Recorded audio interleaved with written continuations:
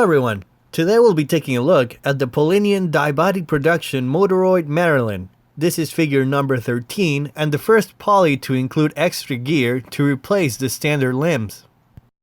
Now this is a character that I had been looking forward to for a very long time. Pretty much ever since the artwork was shown for it a long time ago, I just loved her design, and her submarine mech arms and leg parts really made her stand out from previous releases. I usually don't get any new polys as soon as they are released, but I made an exception for this one because I had a feeling her price would go up very quickly in the aftermarket, and I always try not to pay more than the original price, and I'm glad I did because this has become one of my favorite of the line so far.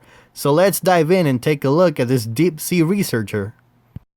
But before we get to Marilyn herself, let's take a quick look at the packaging. She comes in the usual Polynian box with a window with magnets that opens to reveal the figure inside, and it has information about the character on the other side of the window. If I'm reading it correctly, her info tells us that Marilyn is a Motoroid girl engaged in undersea research and development, and that she has a shy personality. She likes to swim or float on the water and taking naps. She also gets along with Pinkle and likes discussing ideas with her. It also tells us that Marilyn is a very powerful fighter and that she is stationed in a submarine for a deep sea survey. The box has product shots of Marilyn on the front, top, and sides, and on the back we get some shots of her in different poses and all the accessories she comes with, and also other figures from the line.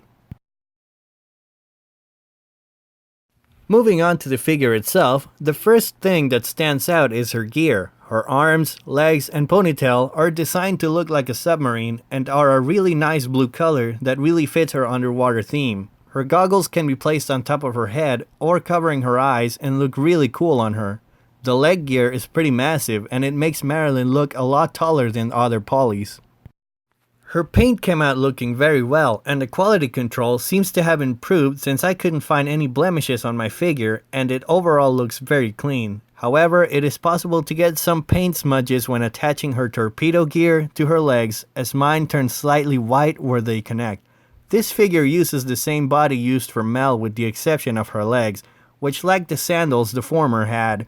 Her orange scuba gear makes a really good color contrast to her mostly blue and white color scheme and really makes the figure pop.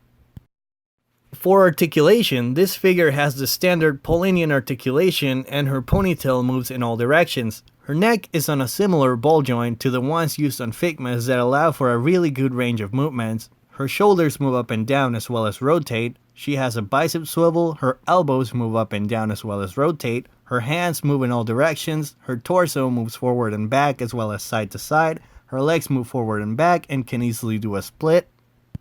She has a thigh swivel and her knees move forward and back as well as rotate. Her feet move up and down and she has an ankle pivot. Her submarine gear doesn't really hinder her articulation in any way, but due to the weight of her massive legs, it can be difficult for her to hold a pose that involves her lifting her feet. But if you mess around with it enough, it can be done. For accessories, Marilyn comes with 3 extra faces, her scuba gear, a pair of torpedo attachments that can go on her arm or a leg gear and can also be used as a sort of gun, a pair of claws, a pair of normal legs, a pair of normal arms, a pair of item holding hands, a pair of closed fists, a pair of open hands, and a brand new articulated clear base stand.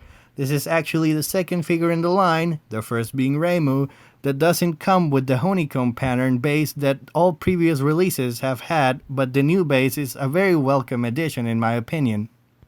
This figure stands at about 5 inches in her regular form, but with gear attached, she stands at about 6 inches tall, and for a size comparison, here she is next to a standard Marvel Legends.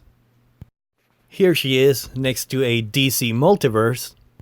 Here she is next to a Star Wars Black Series. Here she is next to an Overwatch Ultimates. Here she is next to a Figuarts. Here she is next to a Figma. Here she is next to another Polynian. And just for fun, here she is next to a Sharpedo, because both of them have a theme of submarines and torpedoes. Overall, this is a great figure in my opinion, and a must get if you collect the Polynian line. She has a lot to offer and has a very unique design. Her gear allows for a lot of part swapping and many different display and posing options. Although her gear can be pretty heavy and make posing difficult sometimes, I still recommend picking it up.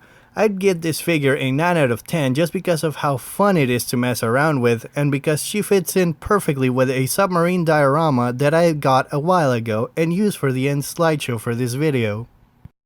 And that's pretty much it for the review. If you own this figure, feel free to share your thoughts in the comments below. I like to see what others think. And as always, thanks for watching.